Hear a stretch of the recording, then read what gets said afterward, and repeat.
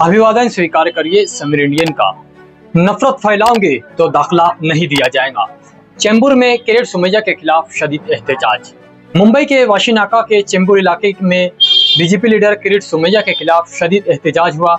मुकामी अफराद और एसडीपीआई के कारकुनों ने किरीट सोमैया को इलाके में दाखिल होने से रोक दिया, नारेबाजी की और कहा जो समाज में नफरत फैलाएगा इसका हमारे शहर में खैर मकदम नहीं होगा। मुजाहिरीन का इल्जाम है कि किरीट सोमैया मुसलसल मुसलमानों के खिलाफ जहर अफशानी करते आए हैं, कभी रोहिंग्या व बांग्लादेशी का मामला, कभी अजान के लाउड स्पीकर पर बयानबाजी, लेकिन आज तक वो किसी भी मामले में सबूत पेश नहीं कर सकते हैं।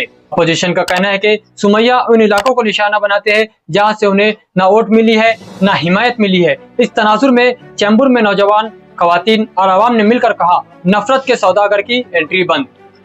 जब आवाम खुद कहे कि बस बहुत हो चुका तो सियासतदानों को सोचना होगा। चेंबूर की गूंज साफ है, नफरत का सौदा अब नहीं चलेगा। मालेगांव में करंट लगने से 29 साल नौजवान की अलमनाक मौत। मालेगांव के बजरंगवाड़ी इलाके में एक दर्दनाक हादसा, 29 साल मोहम्मद आमिर की मौत हो गई।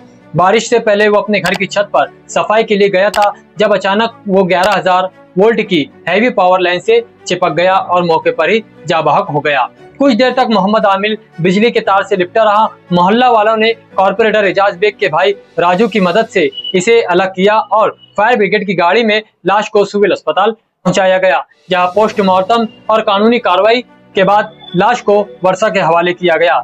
मोहल्ला वालों ने अफसोसनाक हादसे का इल्जाम बिजली कंपनी पर लगाया है और घरों के ऊपर से गुजरने वाली खतरनाक हाई वोल्टेज लाइन को हटाने का मुतालबा किया है। बारिश की तैयारी कर रहा था, मौत ने आ घेर लिया। सवाल यह है कि 11,000 की हाई पावर आखिर घरों के इतने करीब से क्यों?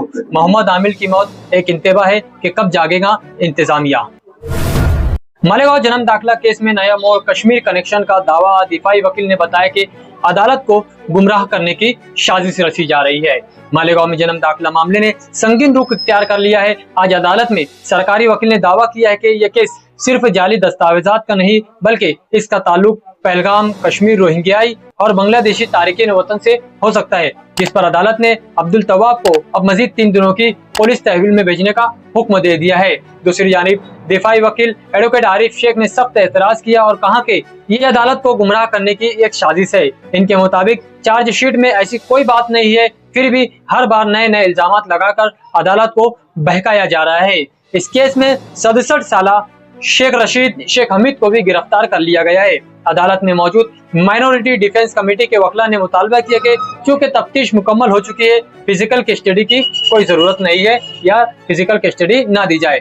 ये मामला अब सिर्फ जन्म दाखिले का नहीं रहा, बल्कि कानूनी, सियासी और समाजी सतह पर एक बड़ा सवाल बनता जा रहा है। अदालत में दी जाने वाली दलीलें हो या बार बार लगाए जाने वाले नए नए इल्जाम, सवाल यह है कि कई इंसाफ की तलाश में खुद इंसाफ ही गुम न हो जाए। नजर रखें, हम आप तक सच लाते रहेंगे। बकरीद से पहले महाराष्ट्र में मवेशी मंडियों पर पाबंदी, गौ सेवा कमीशन का फैसला, मुस्लिम तबके में नाराजगी।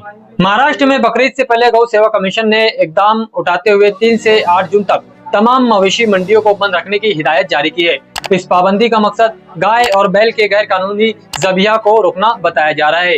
ये पाबंदी न सिर्फ गाय बल्कि बकरा, भैंस, भेड़ की खरीदो फरोख्तों पर भी लागू होंगी। कमीशन का कहना है कि बकरीद पर जानवरों की कुर्बानी बढ़ जाती है, इसलिए एहतियातन ये इकदाम जरूरी है। ताहम मुस्लिम तबके और समाजी तंजीमों की जानिब से सख्त मुखालफत सामने आई है। वंचित बहुजन अघाड़ी के रहनुमा फारूक अहमद ने नांदेड़ में एहतजाज करते हुए कहा कि इस फैसले से किसान, मजदूर और कुरैश खाटिक तबके की रोजी रोटी पर असर पड़ेगा। इनका कहना था कि कमीशन का काम सिर्फ मशवरा देना है, हुक्म सादिर करना इनके दायरे इख्तियार में नहीं है। रियासत की 292 मवेशी मंडियां जिन काश्तकारों के लिए माशी अहमियत रखती है, इनकी बंदिश सिर्फ मजहबी नहीं बल्कि माशी बहरान को भी जन्म दे सकती है।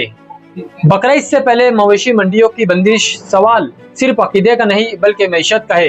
फैसला वक्ती है या सोचा समझा दबाव, आवाम के सवालात बाकी है। किरीट सोमैया एक गटर है। मालेगांव में संजय राउत की सनसनीखेज press conference. Shiv Sena Uddhav group के लीडर और रुकन पार्लियामेंट संजय राउत मालेगांव के दौरे पर पहुंचे, जहां उन्होंने एक धुआंधार प्रेस कॉन्फ्रेंस में रियासती हुकूमत और बीजेपी रहनुमा पर शदीद इल्जाम आयद किए हैं। उन्होंने सोमैया पर सख्त हमला करते हुए कहा, किरीट सोमैया एक बकवास आदमी है, वो गटर है। इसने सिर्फ मालेगांव नहीं बल्कि पूरे महाराष्ट्र को बदनाम करने की कोशिश की है। संजय राउत ने दावा किया कि गुज़िश्ता 3.5 साल से महाराष्ट्र में इंतजामिया राज है, यानी प्रशासक राज है। इसका मतलब ही करप्शन को खुली छूट देना है। उन्होंने कहा कि जो लोग कॉर्पोरेशन इलेक्शन और जिला परिषद इलेक्शन नहीं जीत सके, वो असेंबली में पैसे धोखाधड़ी के जरिए पहुंचे, तब आवाम के बीच जाने से डर रहे हैं। उन्होंने कहा कि मालेगांव को जिहाद का अड्डा कहकर बदनाम करने की साजिश की जा रही है। रोहिंग्याई और बांग्लादेशियों के इल्जामात सब एक मुनज़्ज़म प्रोपेगेंडा का हिस्सा है, मगर आवाम सब देख रही है। संजय राउत ने ऐलान किया कि मालेगांव म्युनिसिपल कॉर्पोरेशन के इंतखाबात में जात, मजहब, पैसे और दबाव का सामना करते हुए शिवसेना पूरी तैयारी से उतरेगी। इस मकसद के लिए एक कोर कमेटी की तश्कील दी गई है। उन्होंने कहा कि महाविकास आघाड़ी मजबूत है और अब हम महाराष्ट्र में सिर्फ एक हकीकी अपोजिशन है, शिवसेना का दावा है।